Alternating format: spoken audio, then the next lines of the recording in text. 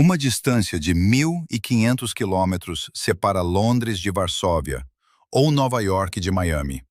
Há escassos 3 anos, seria considerado uma impossibilidade técnica e logística que a Ucrânia, com a sua dimensão geográfica e os recursos disponíveis, conseguisse efetuar ataques cirúrgicos de precisão a esta escala, e com uma intenção estratégica tão definida, profunda no território da Federação Russa. No entanto, as forças ucranianas, sob o comando do presidente Volodymyr Zelensky, alcançaram precisamente esse raio de ação, alterando a dinâmica do conflito. Drones ucranianos atingiram instalações de processamento de gás na região russa de Orenburg, uma zona situada nas profundezas dos Urais do Sul, a mais de 1.500 quilômetros de distância da linha da frente ucraniana. Esta infraestrutura integra um dos maiores campos de gás natural do mundo, constituindo uma peça vital que alimenta a rede energética interna da Rússia e financia diretamente a máquina militar do Kremlin. O impacto resultou na destruição e em incêndios nestas instalações estratégicas. Esta operação de longo alcance precedeu um ataque massivo subsequente, no qual cerca de 500 drones ucranianos visaram a capital russa, Moscovo, durante a noite de 16 para 17 de maio de hoje, o ano de 2026. As investidas provocaram incêndios na localidade de Khimki, atingiram diretamente uma fábrica de semicondutores, atingiram uma refinaria de petróleo e resultaram na queda de destroços nas imediações do aeroporto internacional de Sheremetyevo. Perante o fumo visível nos subúrbios de Moscovo, o presidente russo, Vladimir Putin, reagiu sem contenção e sem apresentar propostas genuínas de paz. A resposta do Kremlin incluiu ações que analistas de segurança internacional classificam como a movimentação estratégica mais perigosa desde o início da invasão militar em larga escala. Os ataques de longo alcance ordenados por Kiev redefinem o futuro do conflito, introduzindo novas variáveis tecnológicas e táticas, ao mesmo tempo que a contraofensiva e as decisões de Moscovo geram um estado de alerta global. O atual cenário difere de uma mera continuação da guerra de desgaste que se tem verificado nos últimos anos. Trata-se de uma fase inédita e de elevada perigosidade, com potencial para reconfigurar a geopolítica mundial. Para compreender a relevância técnica de um ataque de precisão a 1.500 quilômetros de distância, com tecnologia de veículos aéreos não tripulados, é necessário analisar as exigências de tais operações. Os drones militares modernos capazes de atuar a longas distâncias requerem sistemas de orientação altamente sofisticados, aptos a navegar por centenas de quilômetros em espaço aéreo hostil, adaptando-se a sistemas de interferência eletrônica e mantendo a rota até um alvo específico. Exigem também sistemas de propulsão eficientes para cobrir a distância sem interseção prematura, além de dados de inteligência e reconhecimento em tempo real para maximizar o impacto. A Ucrânia desenvolveu e adquiriu estas capacidades num espaço de 4 anos de guerra, consolidando uma das evoluções tecnológicas militares mais célebres do século XXI. O ataque em Orenburg foi uma operação coordenada contra alvos de alto valor econômico e estratégico, cujos campos de gás estão diretamente ligados às redes de distribuição que abastecem o coração industrial russo e sustentam os fluxos financeiros do Estado. A operação realizada contra a infraestrutura de gás na região de Orenburg não consistiu num ataque isolado de um único vetor, mas sim numa ação militar planeada contra ativos econômicos estratégicos ligados à rede de gasodutos que abastece o coração industrial da Federação Russa. Estes complexos energéticos geram as receitas financeiras que sustentam a aquisição de armamento, desde munições de artilharia a componentes eletrônicos para drones. A análise dos alvos atingidos nas últimas semanas demonstra uma campanha sistemática de degradação industrial em profundidade estratégica, incluindo as refinarias de petróleo de Krasnodar e Ilsk, bem como plataformas de perfuração da Lukoil localizadas no Mar Cáspio, uma massa de água com a qual a Ucrânia não partilha fronteiras diretas. A lista de objetivos afetados estende-se a uma fábrica de fertilizantes associada à produção de explosivos, a central termoelétrica de Novocherkassk, na região de Rostov, a um armazém de drones da 19ª Divisão de Infantaria Motorizada da Rússia, na região de Zaporizhia, e a um sistema de mísseis Buk M3 na região de Lugansk, culminando nos recentes ataques em Orenburg e na área metropolitana de Moscovo. A nível estratégico, esta sucessão de ataques visa transferir os custos econômicos e materiais do conflito para o interior do território russo, afetando áreas urbanas que se encontravam até agora isoladas dos efeitos diretos da guerra. Esta campanha assume uma dimensão psicológica relevante, alterando a percepção pública no interior da Rússia. Durante os 4 anos de conflito,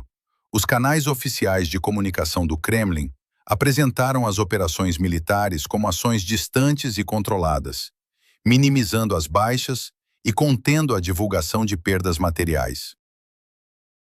Contudo, os danos visíveis em edifícios nos subúrbios de Moscovo, o cancelamento de voos comerciais no aeroporto internacional de Sheremetyevo e os incêndios em complexos industriais, registrados por imagens de satélite, inviabilizam a contenção da informação. Como reação, a Federação Russa implementou novas restrições legais que proíbem a publicação de fotografias, vídeos ou dados detalhados sobre os danos causados por ataques de drones sem a devida autorização oficial, prevendo a aplicação de coimas aos infratores. A promulgação desta legislação coincide com sondagens recentes, que indicam que pela primeira vez desde 2022, a preocupação da população civil russa com os ataques em território nacional superou o receio associado às baixas militares na linha da frente. A resposta da liderança russa, face ao incremento das operações de longo alcance da Ucrânia, traduziu-se num conjunto de medidas simultâneas de pressão militar e diplomática. O Kremlin efetuou o teste de um novo míssil balístico intercontinental com capacidade nuclear, anunciando a sua prontidão operacional e implementação até o final do ano de 2026. Embora peritos internacionais tenham questionado as especificações técnicas declaradas sobre o armamento, o momento do teste coincidiu com os ataques em Orenburg e Moscovo.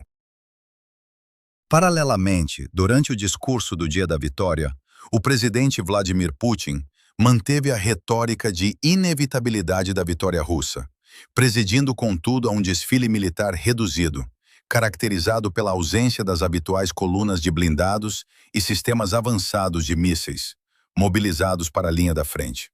No plano político, Moscovo manifestou publicamente, pela primeira vez, abertura para um eventual encontro com o presidente Volodymyr Zelensky num país terceiro, sugerindo que o conflito se aproxima de uma fase de resolução.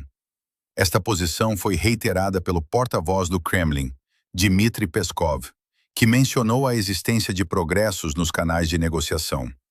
Simultaneamente a estes acenos diplomáticos, a Rússia desencadeou a maior vaga mensal de bombardeamentos com veículos aéreos não tripulados contra o território ucraniano desde o início da guerra, totalizando o disparo de mais de 9.000 drones de ataque num único mês. Uma estratégia que combina a sinalização nuclear e a pressão militar máxima com canais informais de diplomacia.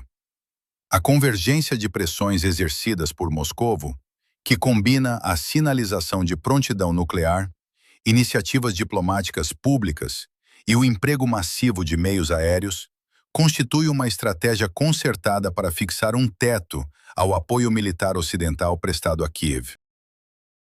Os testes de armamento com capacidade nuclear visam desincentivar as administrações em Washington, Bruxelas e Ottawa, tentando traçar uma linha de dissuasão antes que a Ucrânia expanda ainda mais as suas operações em profundidade. No plano político, a demonstração de uma aparente abertura negocial por parte do Kremlin procura fraturar a coesão da coligação internacional de apoio à Ucrânia, fornecendo argumentos a setores políticos externos que contestam o volume de assistência financeira e militar fornecida a Kiev. Simultaneamente, a campanha de bombardeamentos, assente no lançamento de mais de 9.000 drones num único mês e na utilização de bombas guiadas, foca-se no desgaste contínuo dos sistemas de defesa aérea ucranianos, na desestabilização psicológica da população civil e na destruição sistemática da infraestrutura energética essencial ao funcionamento do país. Especialistas no setor energético alertam que a Ucrânia perdeu mais de metade da sua capacidade de produção de eletricidade anterior ao conflito, estimando que a reconstrução e estabilização da rede elétrica nacional demorarão anos a concretizar-se. Os ataques russos continuam a visar centrais elétricas, subestações e linhas de transmissão de alta tensão essenciais para o abastecimento de complexos hospitalares e habitações, agravando as condições humanitárias à medida que o período de inverno se aproxima.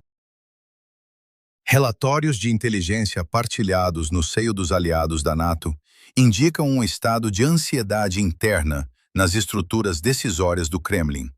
embora o comando militar russo continue a assegurar a viabilidade das suas operações a longo prazo.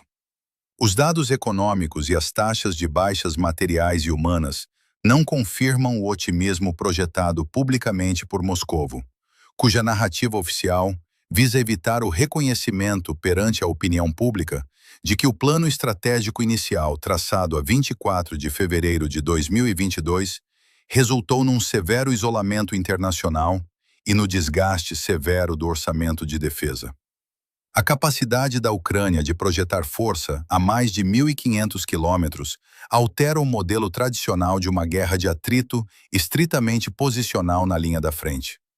Esta capacidade de ataque em profundidade permite a Kiev visar nós logísticos, refinarias e indústrias de alta tecnologia, como a fábrica de semicondutores de Angstrom, sem a necessidade imediata de progressões territoriais terrestres em áreas densamente fortificadas. No entanto, esta dinâmica gera uma forte contrapartida, uma vez que a Federação Russa responde a cada incursão ucraniana com bombardeamentos retaliatórios contra centros urbanos e redes de serviços básicos na Ucrânia. No centro deste impasse, a comunidade internacional mantém o fornecimento de armamento e o suporte financeiro, mas evita avançar com garantias formais e vinculativas de segurança a longo prazo para o Estado ucraniano, instrumento apontado por analistas como o único fator capaz de redefinir de forma permanente a equação militar e dissuadir futuras ofensivas russas. Sem estas garantias de segurança, a liderança em Kiev sinaliza a continuidade dos ataques de longo alcance para evitar uma pausa operacional que permita a reconstituição das forças russas, enquanto o Kremlin prossegue com a escalada militar para sustentar os seus objetivos territoriais. Para mais atualizações sobre o desenvolvimento deste conflito e análises detalhadas de segurança internacional, subscreva este canal de notícias.